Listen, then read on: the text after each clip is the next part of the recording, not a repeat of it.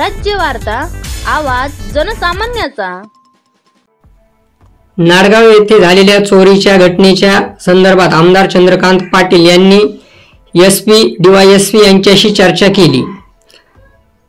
नाडगाव गावामध्ये मध्यरात्रीच्या दरम्यान चोरट्याकडून 4 घरे फोडण्यात आली। यात एका घरातून 22 तोळे सोने तर दुसऱ्या घरातून 4 तोळे सोने, 2 अंगठ्या, रोकड अशा एकूण अंदाजे 35 लाख रुपये किमतीचे ऐवज चोरट्यांनी दरोडा टाकत लांबवले। हा प्रकार माजी जिल्हा परिषद सदस्य डॉक्टर उद्धवदादा पाटील यांनी आमदार चंद्रकांत भाऊ पाटील यांच्या कानावर टाकला। यावर लगेच आमदार साहेबांनी एसपी डीवायएसपी यांच्याशी फोनवर चर्चा करत नाडगाव तसेच परिसरातील घरफोड्या, शेतीतील मोटर केबल चोरट्यांची वाढ होत असल्याच्या सूचना केल्या। स्थानिक गुन्हे शाखेचे पोलीस निरीक्षक राहुल गायकवाड साहेबांनाही याची माहिती दिली। तसेच आमदार साहेबांनी डीवायएसपी साहेबांशीही माहिती दिली असता त्यानंतर डॉक्टर उद्धवदादा पाटील यांनी डीवायएसपी साहेबांची भेट घेतली। स्वराज्य वार्तासाठी किरण पाटील, मुक्ताईनगर, जळगाव। समाधान वाटते नाही सर, बोदवड मध्ये चोऱ्यांचं प्रमाण खूप वाढलंय। बोदवड नाडगाव मध्ये सलग एकाच गावामध्ये 3 चोऱ्या एका 2 दिवसात 45 लाख रुपयांचा ऐवज गेला। 45 लाख रुपयांचा ऐवज गेला। तर ते डीवायएसपी नाही सांगितलं व्हिजिट करा तुम्ही।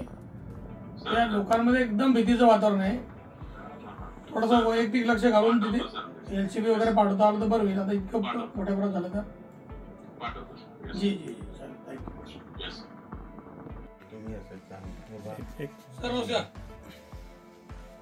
ते नाडगाव मध्ये चोऱ्यांच्या सत्राचा परवा आपण जी चर्चा केली, तुम्ही मी पीएस साहेब आपण जी चर्चा केली, तर नाडगाव मध्ये खूप मोठ्या प्रमाणात चोऱ्यांचं सत्र चाललेलं आहे। तर माझी एक विनंती, तुम्ही एक वैयक्तिक व्हिजिट देईल, लोकांमध्ये थोडंसं वेगळं माहोल येईल। आणि ते बोळेंकडून तुम्हाला वाटतं ते अयशस्वी झालेलं आहे, त्यांच्याकडून काही होत नाहीये। मी एसपी साहेबांशी या विषयात बोलणं झालंय माझं, तर त्या संदर्भात आता बाकीच्या गोष्टी फोनवर बोलायच्या ते बोलू आपण। त्या लोकांमध्ये कुठेतरी असं भीतीचं वातावरण दूर झालं पाहिजे आणि ते काय असेल ते चोऱ्या डिटेक्ट झाल्या पाहिजे एवढं विनंती आहे। एक नाडगावला आमचे ते डॉक्टर उद्धव पाटील साहेब आले होते, आता ते मंडळी पण आपल्याला येऊन भेटेल। आपण आहात का ऑफिसला? त्यांना पाठवतो, येऊन भेटेल आणि चक्कर मारून घेतलं बरं होतं। अच्छा,